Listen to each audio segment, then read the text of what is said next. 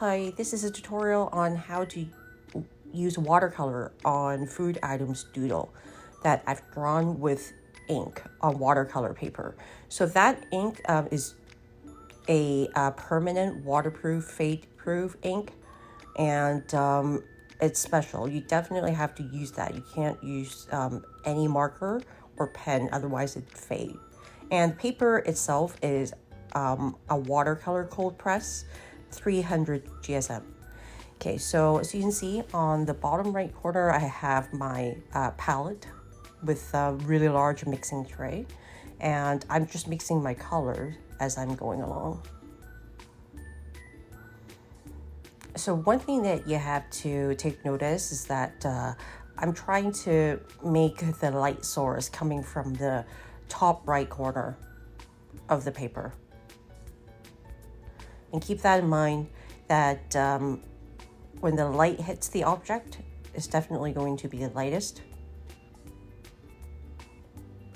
The part that's farthest away from the object is going to be darkest with the most pigmented. So with watercolor, you don't really need to use a lot of paint. More so you have to use water. So for example, this box of fries here, you can see that the part that's away from the light source is the darkest.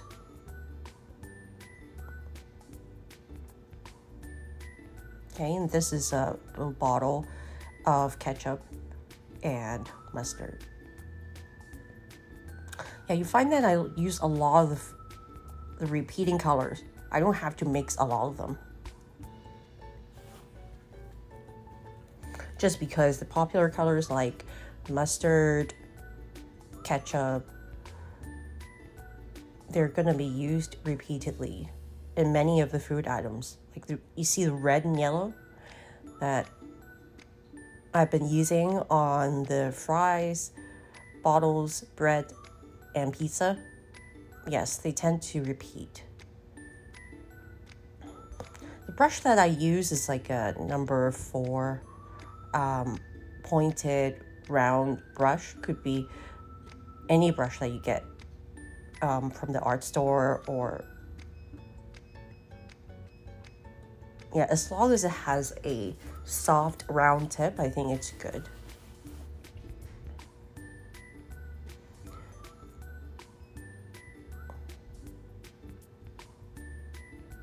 Yeah, so sometimes when the watercolor bleeds out of your boundary, and you just want to use a tissue paper to blot it. Okay, so this is a popcorn.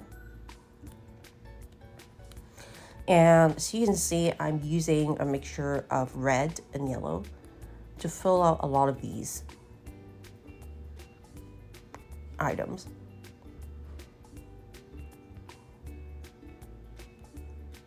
And you know that as you mix red and yellow, you get an orange. Okay, if you want to add some shadows or darker part, you can just add some brown or gray.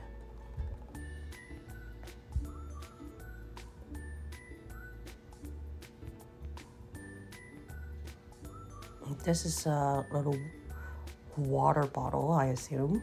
Yes.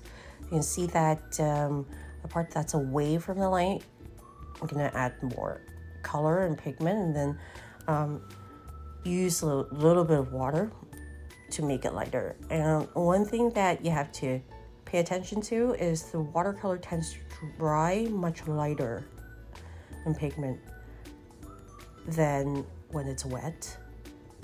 Okay, and I'm doing a really nice lavender, like a purple mixed with green here for a bowl.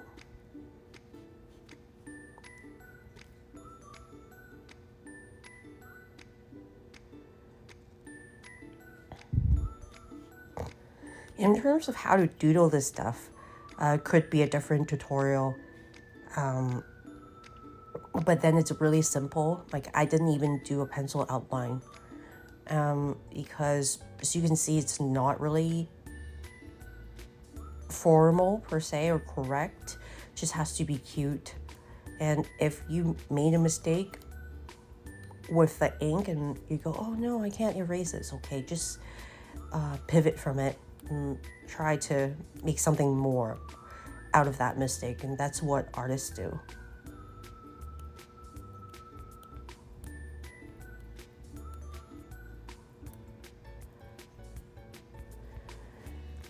Yeah, so with the pizza, I had to wait for the pepperoni slices to dry before I can put any more pigment. And as I'm using the red, I try to look at the picture as a whole to see where I can fill those out. You can see I use a lot of red, orange, and yellow.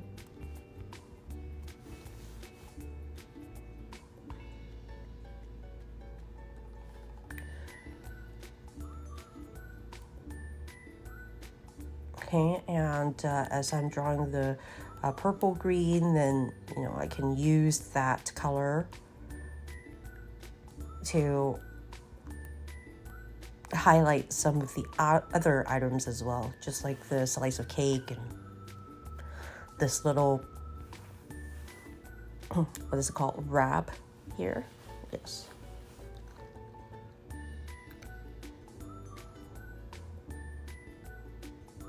So this is a taco.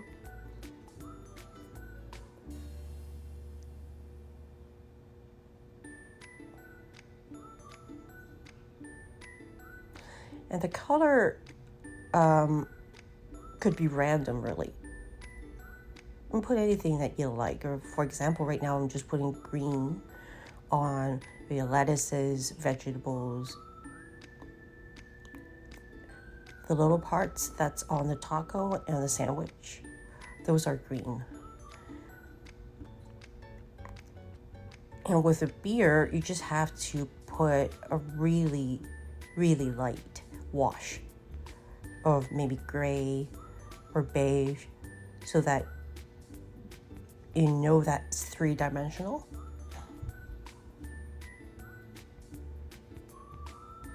Yeah, this is actually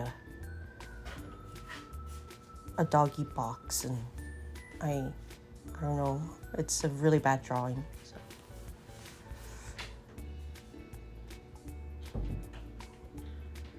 It doesn't matter. If the drawing is bad, it's okay. Because when you add the colors, it's going to cover a lot of mistakes. And after you add the shadows, which I will show, it's going to make the whole thing pop, and they will forgive some bad drawings, so to speak. The viewers will forgive them all, trust me. Yeah, so I was just using some of the color on my palette to fill out some parts that could be anything in color, just like plates, forks, and boxes and all that. Yeah, those don't have a traditional corresponding color, and you can just use what's on your palette. Yeah, with the eggs, even though they are white, you have to make sure that you put a little bit of shadow on the white part that's away from the light. It's not too visible yet. Okay, so drawing's finished, and then you have to pay attention to where the light is coming from. That's how you're going to dictate the cast shadow. Okay, of course, it's not scientific. It's not 100%. You just want to give a viewer an idea. And the viewer is actually very good at discerning how three-dimensional this is. Especially once you have the contrast of light and dark. And with the shadow of the object, it would just suggest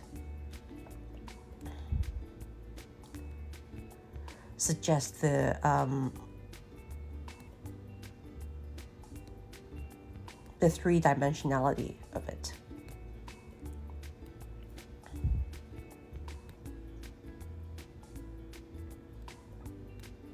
So you see, as I'm adding the shadows, you definitely see how 3D they've become. These objects have become. And as for the technique, really, as you can see, I'm just adding some pigment and then using a lot of water to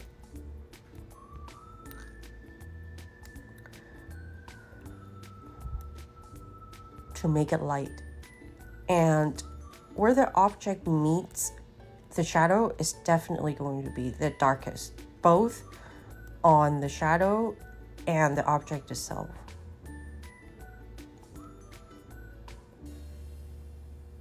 And one might ask, so what's the shape of a shadow? If it's like a round object, then it's just going to be round, right? If it's like a bottle or something that's a little bit taller, then your shadows should be longer as well.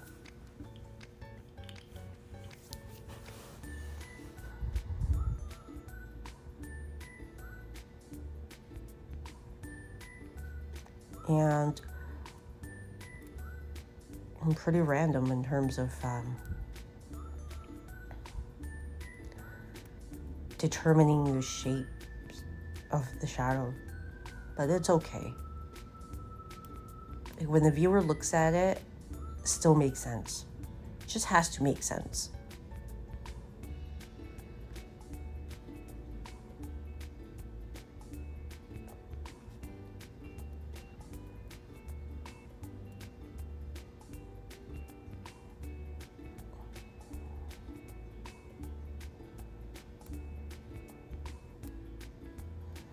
Yeah, and I don't know if you've noticed, but as I'm doing it, some parts of it is drying. Some parts of the paint is drying, and it's drying lighter than when I first applied it.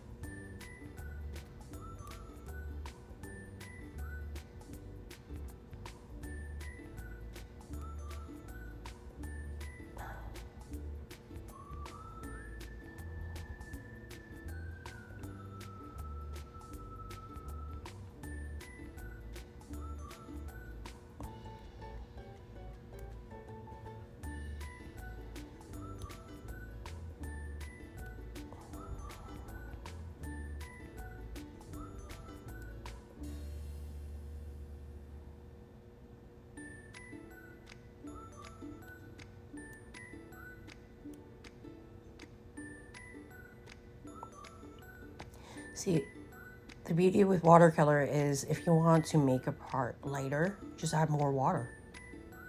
You don't need to use white at all. As you can see on my palette, I've never used white on this painting. Some of the colors on my palette already has a white mixed into the pigment, like the lavender. It came that way. And because the paper is white and you're doing sort of like a staining effect,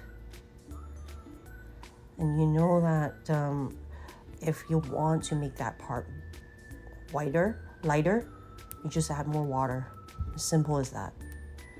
And right now I'm just going back to darken some of the shadows. I think they're too light. And these are not like scientific or correct, or like if you measure angles and whatnot, you're not going to find them completely correct. But it is a suggestion. And creating art is about suggesting something, communicating to the viewer. It's not meant to be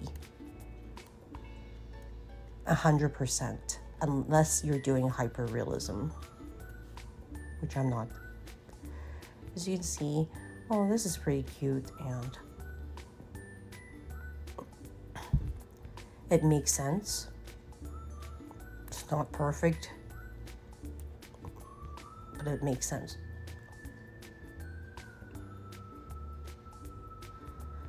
Okay, so as I'm adding the darker shadows, I think I'm pretty much done. And one thing that I do want to mention is if you have made a mistake with watercolor while the paint is still wet, you can always blot it off with tissue paper or magic eraser, sponge, or whatever that's absorbent. You can still work on it while the paint's still wet. It's a little bit more difficult to remove pigment after the paint has dried. Still doable, but much harder. Yeah.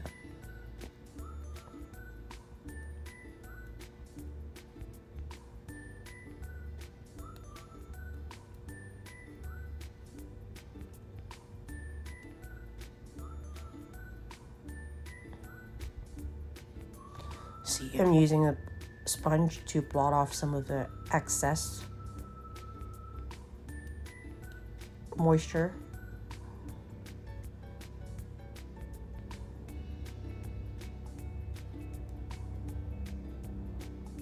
Okay, and as a final touch,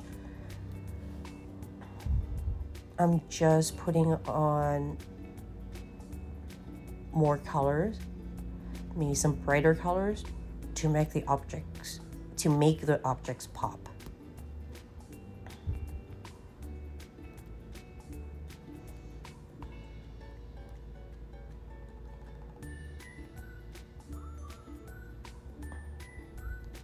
Yes, I was trying my best to create a 3D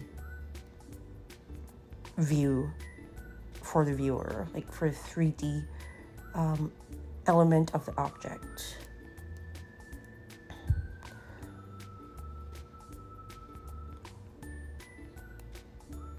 And with the cast shadows, it really helps with creating 3-dimensionality.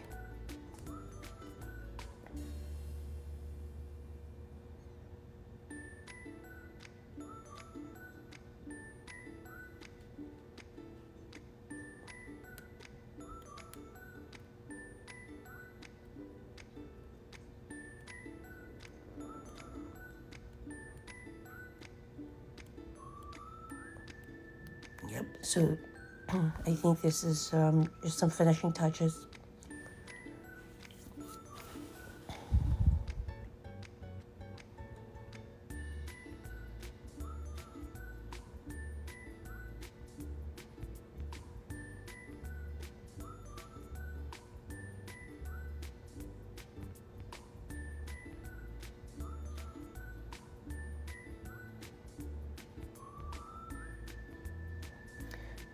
Magic eraser is super useful.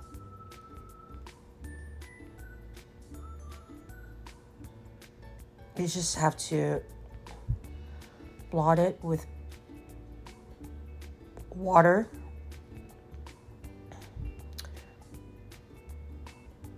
And then you can create edges pretty nicely. And also to remove some unwanted pigment.